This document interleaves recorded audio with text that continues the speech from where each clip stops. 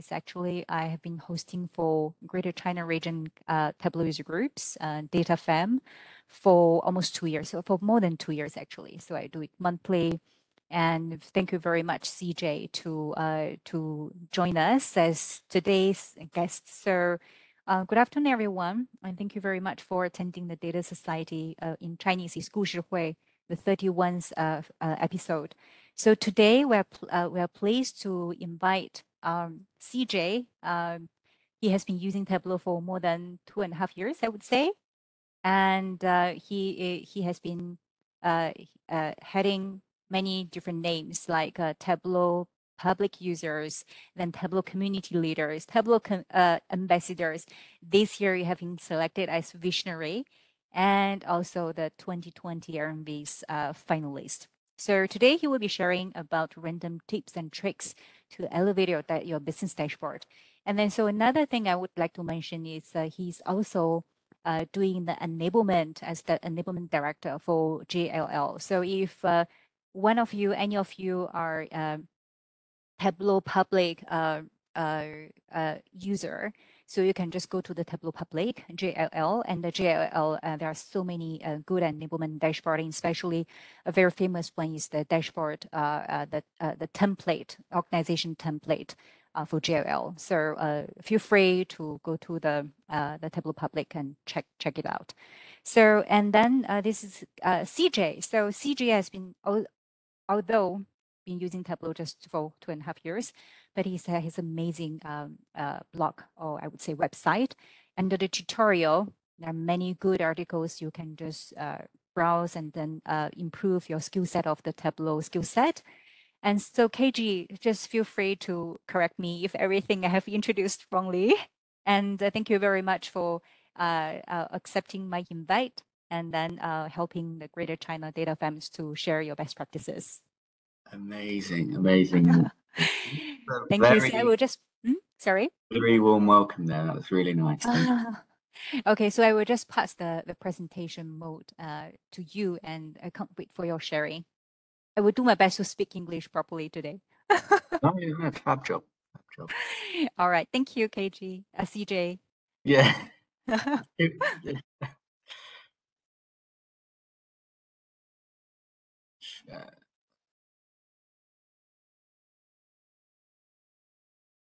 I don't think it's going to let me hit the share button. Okay, so let me just, oh, my bad. Okay, did you find the share button? I'm now presenter. Share my screen. Great. Yeah. Yeah. Spin all this off. Okay.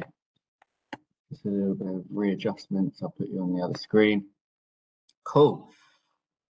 Well, I don't really need to go through the slide as you've done such a fantastic job of introducing me. I think there was maybe only one slight hiccup where you might have said I was finalist 2020 instead of 2022. So it's the most recent year I did compete, and alongside Kimley from the APAC region and Will from EMEA, actually based here in London, and Will took home the grand prize. It was a lovely experience. So what's on this list that hasn't been introduced? I would say predominantly the sports lover and want-to-be runner. A little bit about myself. I really enjoy sports, be it playing, watching. I think it's great for the mental health as well as physical health. And for me, it's the blend between sports data, sports and data, that really brings value. And if you do look at my Tableau public page, you'll see there's a bunch of sports visualizations on there, predominantly about soccer or football, whatever term you like to call it, as well as some tennis visualizations. And I really like to stretch Tableau beyond its standard means of using the Show Me tab. Last thing I really want people to take away from today is that I strongly believe in helping people be the best versions of themselves, and that's both through, feel good as well as the technical capabilities that come along with Tableau. And I hope that if you do go check out my website, cj-maze.com, you'll be able to get an understanding of how meaningful and important those values are, as well as dive into some tutorials around different Tableau techniques, as well as looking at some sports tutorials on there if you are interested in sports. So today I have the great honor of being able to present to you guys, and this presentation is all about the community, but tips that they give and how it helps elevate your own career. So for me personally, I've been, like mentioned, part of the community for about 2.5 years. And what you do recognize is that your skills develop and almost skyrocket from attending things like this, from engaging on Twitter, and really having that network of people that want to improve and share ideas. And so I've put in this slide, and a huge shout out to Autumn Batani. She's built this fantastic It Takes a Village sales dashboard, where it's actually all different tips and tricks put together into a business dashboard, and you'll see all the red dots actually relate to different tips from the community and how she's utilized them. So I thought, what a great starting point to showcase Autumn's work here. So thank you, Autumn, and she does some fantastic work. Please go follow her on Tableau Public if you're not already. Today's agenda, yes, we will go through 10 to 11 different tips from the community, a range of different skill levels. Some of them you'll be like, wow, that was really easy. Others you might be like, oh, I don't know that one yet, thanks for sharing. Maybe keep a little bit of a mental log, which ones you really liked, which one was your favorite. It's really good to know. And do use the Q&A functionality and the chat functionality as much as you like. I can't see it on my screen, so please do interject if anything really important comes into the chat. But this is all about showcasing some tips from the community that I especially really like. So I do want to say I take no credit for these. I'm realistically just stealing them or copying them and re-articulating them in a different session. But let's dive in. So shout out to all these people. As we go through, I will give them another shout out.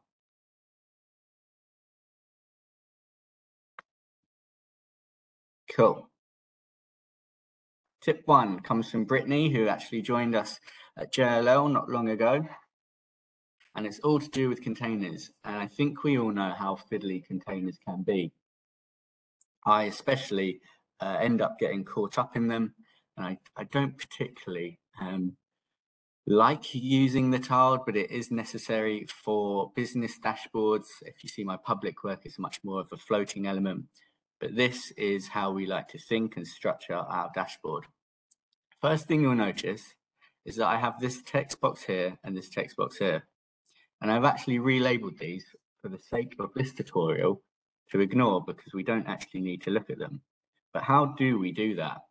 Well, you go to your item hierarchy and you can do a slow double tap on your mouse pad. I use a mouse pad, not an actual mouse. And you can actually rename these labels. So if someone else comes into your Tableau workbook, they can easily identify the different item hierarchy. The next thing I want to raise is that we see that the grey boxes are for individual elements, whereas a container is a blue element.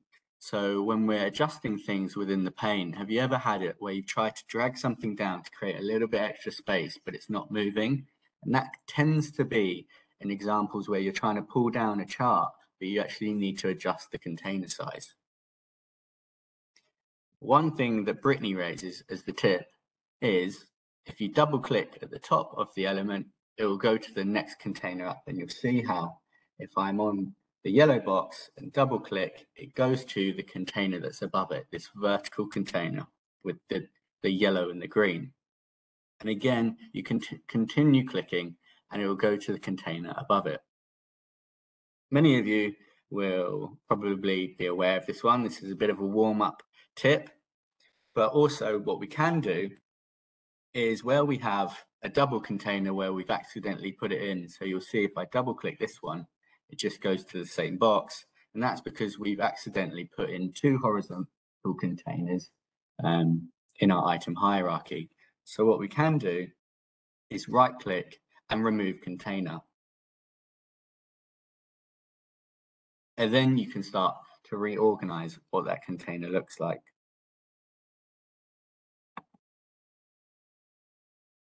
You'll see how, because I've removed the container, the elements have resized in shape. But what I could do then is go back and distribute them evenly. Then it's just a case of moving where that container sits. And there we are. We're back to the original, but we've removed that additional container. Number two, again, really important for business dashboards. It's all about alignment. And this one comes to Vince Baumel, who's also joined JLL quite recently, but it's from 2018, and it's actually, I took this from a one of the Twins blogs. I think it was Kevin's Roundup #1, where he gave this shout out, and it's all to do with alignment. And the tip is, if you press G on your keyboard, grid lines come up. And so we can start to see where things are misaligning. What you'll notice here is that not at first, you might not recognize that this pink box is slightly smaller than our brown box. And why is that? Well, it's a case of our outer padding. And Tableau's default padding is actually set to 4. So if I was to click any of these other ones that I haven't changed the padding on, you'll notice that the outer padding was 4. Look how that's now nicely aligned, and you can see that we've put it just on that blue line. Again, we can look at the bottom two charts and we say, okay, we've got subcategory here, one by sales on the left. On the right, we have subcategory by profit. But these charts we might put on a dashboard, but we haven't aligned them. And why is that? Well, let's click onto the left chart. And what we recognize is that we don't actually have a title on here.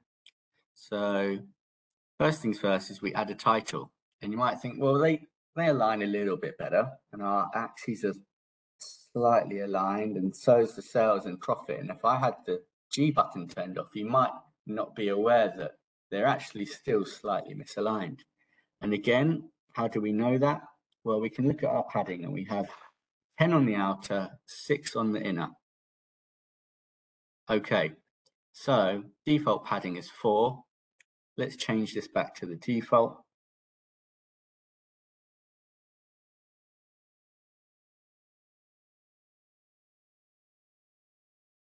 Okay, and now we can cross compare across the lines, and you'll notice how it much nicer in terms of alignment. We can follow and trace the grid line all the way across, and we can see that these two charts are much easier to read. What you will notice is that the subcategories in this case are all in the same alphanumeric order, which makes it easier to read. We could go a step further and actually maybe list one in descending order in terms of maybe the amount of sales, and then also sort the other one on that too. A little bonus tip before we move on is the use of color.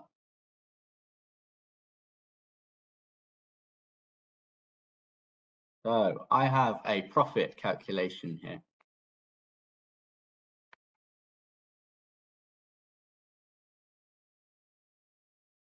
Oh, Tableau's freezing.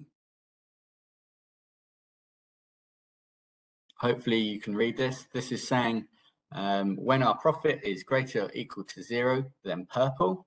Else, if the profit is less than 0, then gray. And you can see how that is shown in the chart behind this. So if I was to drag this calculation onto the field, we can have gray and purple.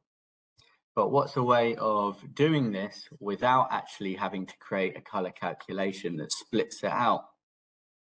Well, we can go to profit. We can drag it onto color. And what you'll see about this is that we have a custom diverging palette. But what tends to happen when you put on a diverging palette is it will do this gradient fade. And so what we do is we turn it down to 2 and we center it on 0. And that's saying anything that's negative, we can put as the gray. Anything that's positive, we'll put as the purple. So it's a really nice trick using the custom diverging palette, and rather than having to make a hard-coded calculation. So can we carry that color calculation forward? Yes, and Luke Stanky did this Workout Wednesday, which was to do with manufacturing, and you had to create a table. I've kind of taken a snippet of it, and what you'll notice is we have various measures across the top: a sales value, a profit, number of orders, and profit ratio. And what you'll notice about this table is that we have sales with its own color legend, and we have profit ratio with its own color legend. And the important thing to recognize here is, why have we done that? Well, if it was a combined legend, what we'd see is all these sales values would be really bright in color, and then you'd have count of orders in really low colors because you can't cross compare these two variables. Not only that, sales is only a positive amount, so we use a sequential color palette. You'll see here that this one goes from gray to dark blue, whereas a profit ratio can fall into the negative amounts, and so we have a orange to blue. And what you'll see here is this -66 is really prominent in that bright orange, whereas on the other end of the scale you have a 41 and 39% in the positive blue. So how do we create a split legend? Well, let's take a blank table.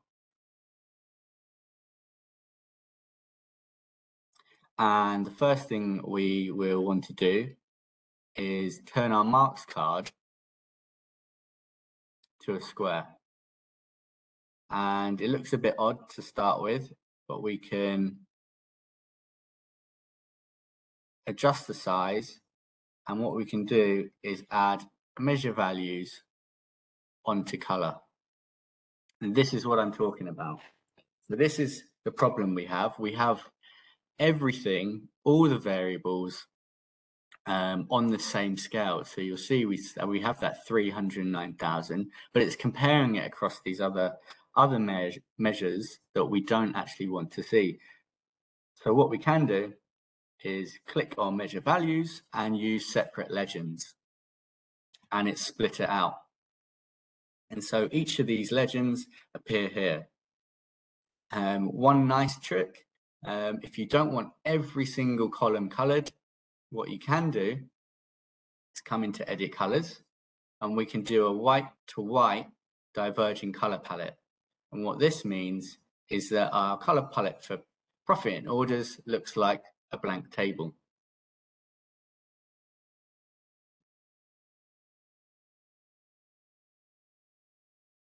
Number 4, we're flying through them. Any questions in the chat so far? We're happy to move on. We'll go by your nod ahead. Yeah, I think you can just move on. The most of person, they leave the messages. Can we have the recording, please? Oh, okay. Yeah, they all think this is very useful tips and tricks. Yeah.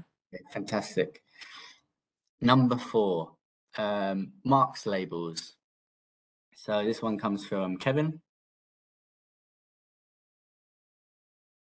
And what you'll see here is this is a standard chart subcategory by profit. And all we've done here is drag on profit onto the chart on the label value. So you'll see it's here, and the alignment's on automatic. We haven't changed anything about it. And what do you notice the difference between that chart and this chart is? Well, we don't actually have profit on the label. What we have done is within the labels mark, there is this button that we can just show the mark label. So that, again, the difference between this one and this chart is we have it on label, whereas on the other one, we don't. Really nice, simple trick. Saves putting something extra on the marks card, but visually exactly the same in comparison. Number 5. So one for the designers in amongst us. We can create this kind of drop shadow design effect for different KPI cards. You might see a number of different KPI cards, and this is all built within Tableau itself. Here you'll see a kind of a shading box on the bottom right, as if a light was coming in from the top left corner, and the opposite for this side here. You'd imagine a light shining and it casting a bit of a shadow up to the top left.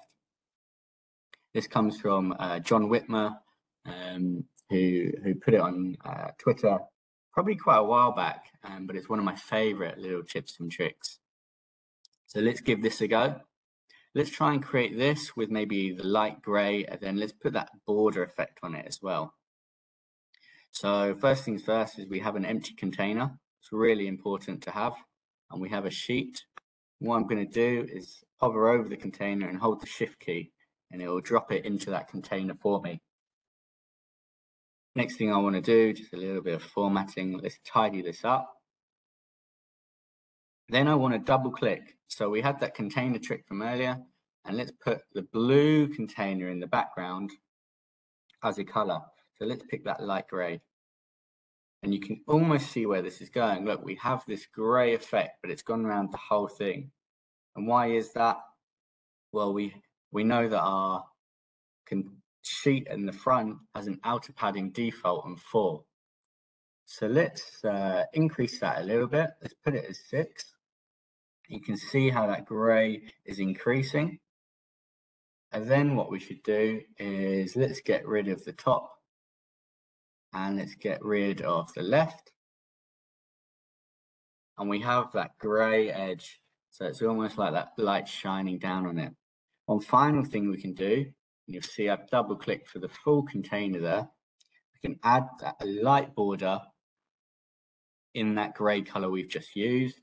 And you'll see how it almost gives a nice edge to that overall container, but creates that glow effect, that shading effect on it. So again, shout out to John Whitmer for that one.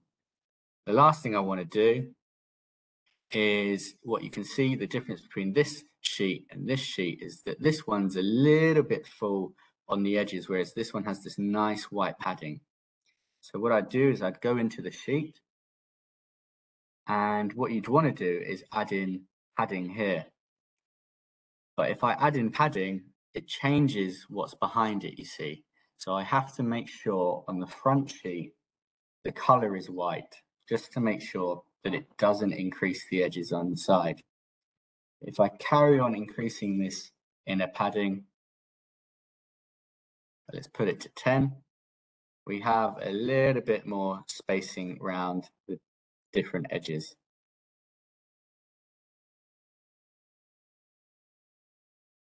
Number 6. And so this one is really useful for when you're building out your different sheets and chart types. And this comes from Ant Pulley, who I used to have the pleasure of working with. But he also referenced it from Kevin, who presented this at Tableau conference. But then I was reading the Twitter threads, and it comes from someone called Corey Jones. And then apparently it might have even come from Lorna Brown from the data school. So I'm going to give a shout out to all 4 of you. This tip is, how do I keep this lovely text red size formatting, but potentially change my state, column to be the state. So what I realistically want is this, the red value coming through on state. And let's showcase what would normally happen. So if I wanted to change my subcategory to state, I would go in and put it over the top, but what you see is that it breaks the typography and font formatting that we have. So what you can do instead is you go into the pill that's already on the rows column, we delete it, and we put in our state field. And that way it carries through the same formatting as previous. And this works on all the different chart types. So you can use this. I've just demonstrated with a simple bar chart here today.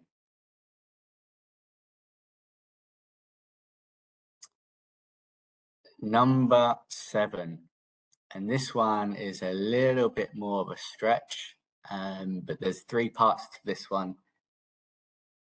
Have you ever built a chart and put it on the dashboard and it looks great in the sheet, but once it's on the dashboard, you see elements like this where your numbers overlapping the circle? And so these are actually all right aligned, but it's a little bit annoying that we have some at the edge of the chart that are actually covering up still the circle. And so this is actually a chart showcasing sales by subcategory. So can we format this a little bit better to create that additional space for the text label to come through? Well, of course, otherwise it wouldn't be in the presentation. We can do a window max sales calculation. And so this is saying find the maximum of the sum of sales. So we have sum of sales plotted, find the window max. And if I was to drag that onto the label, you'll see that the window max is the second number, 330,000, which refers to this point here. So we're just double checking that the calculation works. But then what I can do is I can right click here.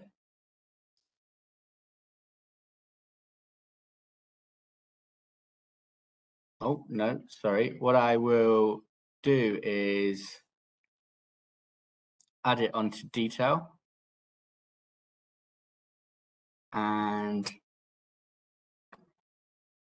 add reference line and do window max of sales, maximum, and it will add this reference line in. But what I do want to do is add a little bit of a gap of this reference line. So what I'm doing is timesing it by 1.1. And what you'll see is that shifted everything to create that space on the chart. Then all you have to do is go back in, edit. You can get rid of the label so no one can see it, get rid of that tooltip that appeared at the bottom.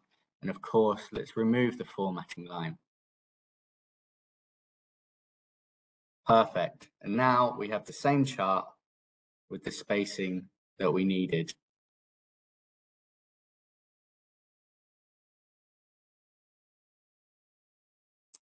But is there a quicker way of doing it? Well, this one comes from Tamas. And again, this is quite an old one. Well, we could actually just do it as sales, drag it on, times it by 1.1 in the pane, add the reference line, change this to the maximum amount. There we haven't actually created any calculation for our formatting. So it's a little bit of a trick. Taking it to that next level doesn't mean we need a window max calculation. Is there an even quicker way of doing it?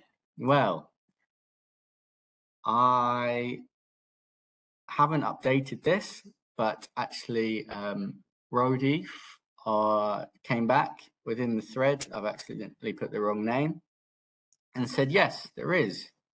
We can go without having to type anything to create that extra marginal 10% gap. We can come straight into the reference line. We can go to distribution instead. And what you'll see here is we have different values. So it's computing the 1680% at the moment of the average. Well, let's take the maximum, but let's take percentage-wise 110%. Let's remove the label. Let's remove the tooltip. And perfect. We have the exact same line again, but this time no calculations required. We've just added in that 110% reference line to create that nice spacing for the label. On to the penultimate one. This goes out to Andy Kriebel, who is a pioneer for Tableau. I'm sure many of you follow his blogs over the past, I don't know how many years it is. Incredible resources, fantastic YouTubes. I found this from one of his YouTube videos more recently, and it's how do you create a bar chart with an inside label and an outside label. So let's give it a go. This is category by what I think is sales. Yes, sales. Let's give that a go. Let's create a sheet. Category. And sales.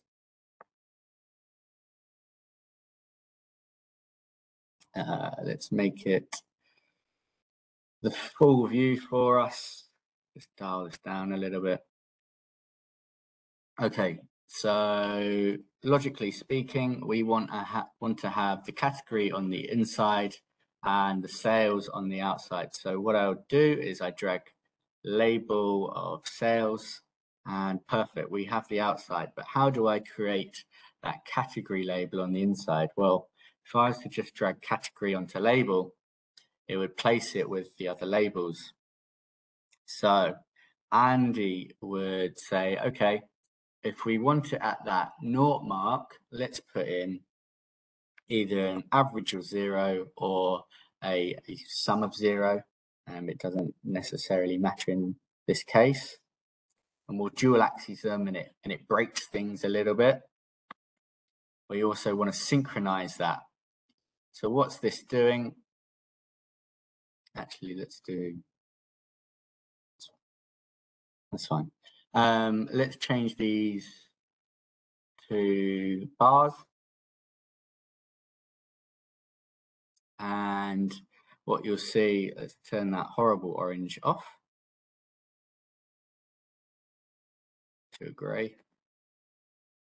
Okay, what you'll see is that we have now the label twice, and the reason that is we're dual axing the number 0. Obviously our sales amount is going from 0 upwards to whatever it is for that category. And so we can come in here and say, okay, our 0 mark that's sitting here, we just want our category label. And our sales mark, that is the total that we've right aligned our marks label on, we want our sales value only. And there we have it. We have our, we have our chart type with the label on the inside and the sales value on the outside. And that's one way of using 0. If that's intuitive enough to you to have the same start mark where you're just inside labeling one as well as outside labeling the other, fantastic. A second way of doing it is to actually just dual axes the same metric. So what you'll notice, or won't be able to notice, is that behind these bars are the exact same bars with the exact same values, but on one we will right align the value, and the other one we left align the value. And that way we can label both the inside and outside. The final tip for building better business dashboards today is this lovely one from Val, who is on placement here at JLL. And this is all to do with where your eyes go to on the page when reading a chart.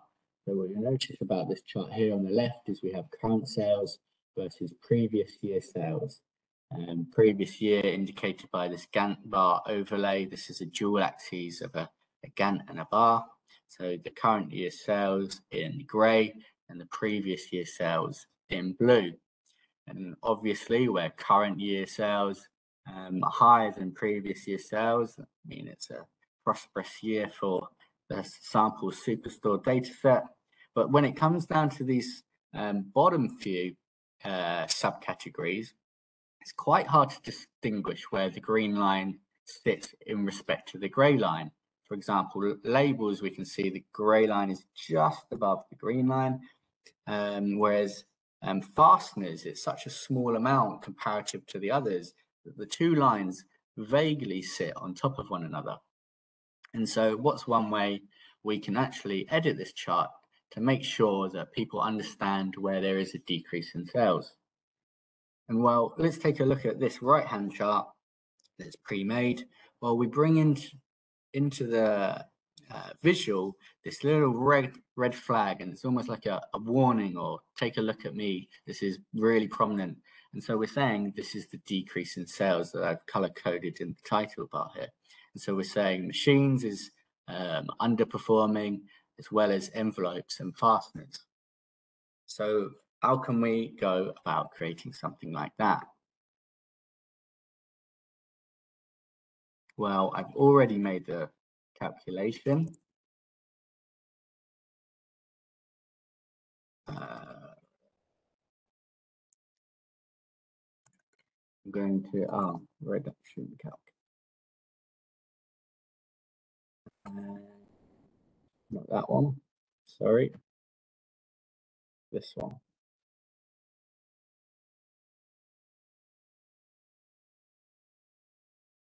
Oops.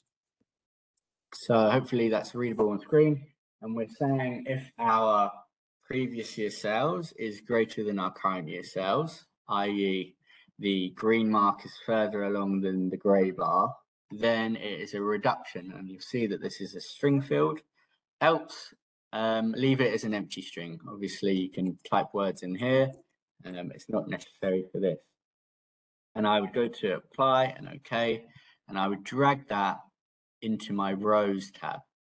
And you'll see that given the placement, it comes up with this reduction label in line with machines, envelopes, and fasteners. And so if I revisit that calculation, well, what we can do is we can change anything that's in this string field. So why don't we take something that we can use that signals a circle? And this is where the use of alt codes come in. So what you'll see is this is actually just a special character of a circle. And I'm going to drag an example of it on screen. You can go in and there's different, if you just Google alt codes and black circle, you can copy this to your pad and paste it into your Tableau calculation. So this is just a character that I've used, and we can replace that word false, and let's drag that calculation onto the pill and replace this one, and it will put it into the pane. And then all you have to do is come into the format, and we can change the color of what that label looks like. So let's make it a dark purple. And there we have it. Oops. Here we are on the left. That dark purple comes through. And that is it. a quick 11 tips. What I do want to end on again is just showcasing where these tips come from. None of them are mine. I take no credit, but it really highlights how you can elevate your business dashboards and the power of being in the community. And like Autumn says, it takes a village to be able to build things like this. So thank you very much, and thank you for having me. Oh, thank you, CJ. I personally, I feel the last one, use of colors, and also how can avoid the overlaying of the mark and also the numbers. So I think those are very, very useful. I got one question just now. So could you maybe just go back to your workbook and then to demonstrate, and especially for the calculation on the numbers and also the mark overlay together? Would you mind maybe just re-demonstrate? Which one are you referring I think to? it's Mark's label. Uh-huh. The fourth one? Oh, not this one, sorry. So, a quicker. So the number eighth. Oh, yes. So this one. So there's a calculation. I think Sure. one of the calculation is they would like you to re-explain again. Okay, got you. Thank you. So let's remove this. So the challenge was that it overlaps the mark, and what we have here is a Windows max calculation. So it's saying within this window, what we have is the sum of sales plotted. What is that maximum that's within this window? And when let's drag that off, what I'll do is I drag that onto label. Let's keep sum of sales on label as well. So it's saying within this sheet, we have the sum of sales, which is each of these different marks. So we're summing sales up to the subcategory level. And what I've dragged on is that Windows max calculation. And that's consistent across the whole sheet. So no matter what subcategory is, the window max on this sheet is this mark here, 330,000. So it's saying, given this chart, what is that maximum value? And you'll see this one says 330,000, 330,000. So it's just the calculation to show that maximum. And then what I did is I added in a reference line based on this mark. Does that make it a little bit clearer? Yes, I believe so. Okay, fantastic. Yep. So, okay, can you show again the calculation, please? I believe Okay. you're still referring to this one. Seems this is a very popular tips and tricks.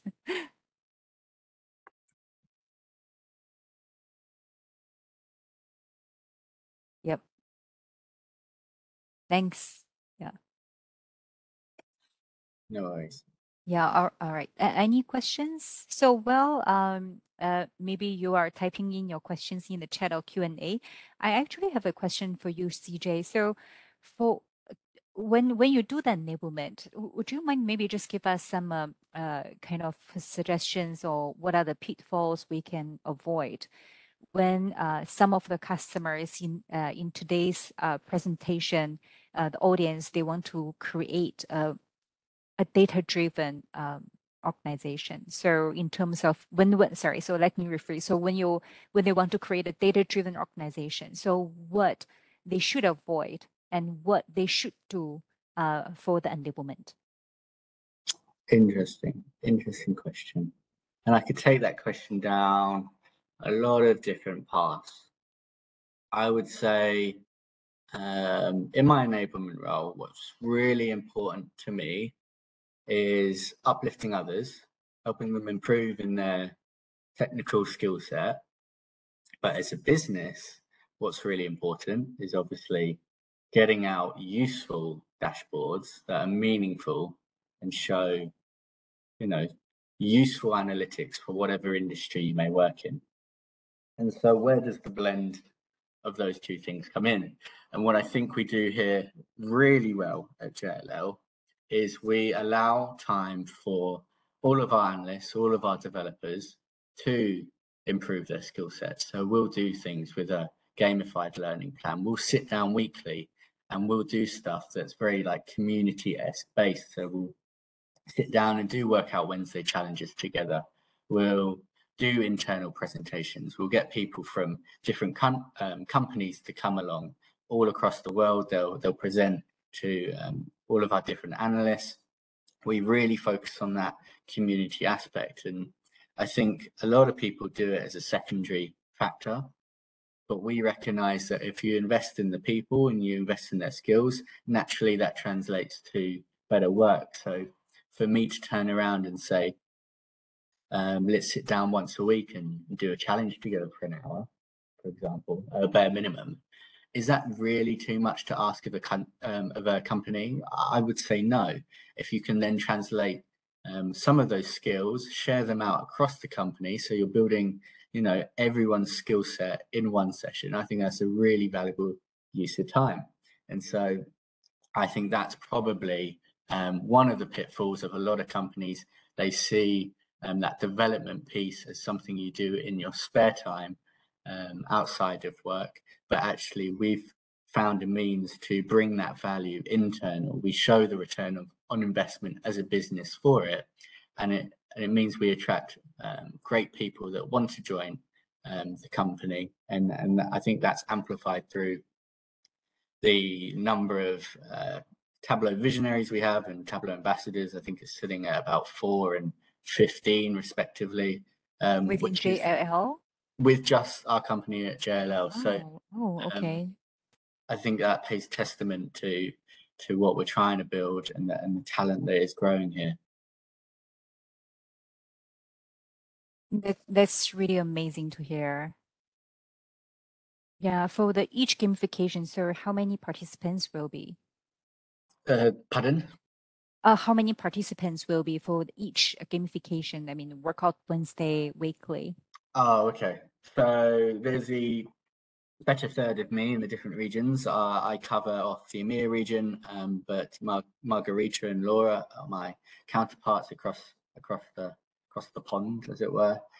So it varies. We have probably about, I would say, 150 or so across the group, across the world. The ones that I'll tend to steer on will be sitting a smaller region of about 20 odd people, and then the Americas is quite a larger region of about I'd say 80 odd, and then APAC is probably closer to the EMEA region. So it does vary, but we try and make sure everyone in our division at least has the opportunity. If they want to come to these sorts of sessions, they can.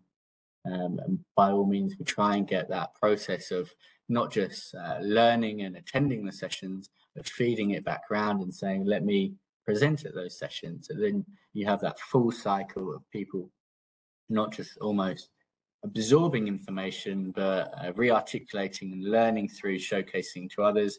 I think that's like the next skill step on that journey of, can I now show others how to do things? Because that helps build your own confidence as well as your own skill set, being able to articulate that to others. Interesting, very valuable. So just wondering if there's any questions you may have, you can feel free to put in the Q&A session or the chat window. Just want to mention that the recording will be uploaded into a YouTube channel. So I have already, let me just put the YouTube channel in this chat. And then if you're based in mainland China, so there will be a Bilibili, so which is a YouTube equivalent website. I will be uploading the videos there. Yeah. So very useful content. Thank you. So this is from one of user. Sally, you can just tell KG CJ, because why I keep mentioning about KG is because my page is KG. No worries, it's okay. Yeah. So then I guess we don't have any further questions. And well, thank you very much, CJ, for your time. And it's still very early in London. And also thank you very much, everybody, to attending the session. This is your working hours, and you are investing your working hours to learn There we something to are. enable yourself, as Amazing. what CJ just mentioned. Thank you so much for having me. It was an absolute pleasure to be invited on. So I appreciate it. Thank you very much, and we look forward to have the second sharing. Cool. Yeah. Thank you so much. Take care. See you all soon. Thank you. See you soon, and have a great day. Thank you. Bye-bye. Bye. Bye. Bye.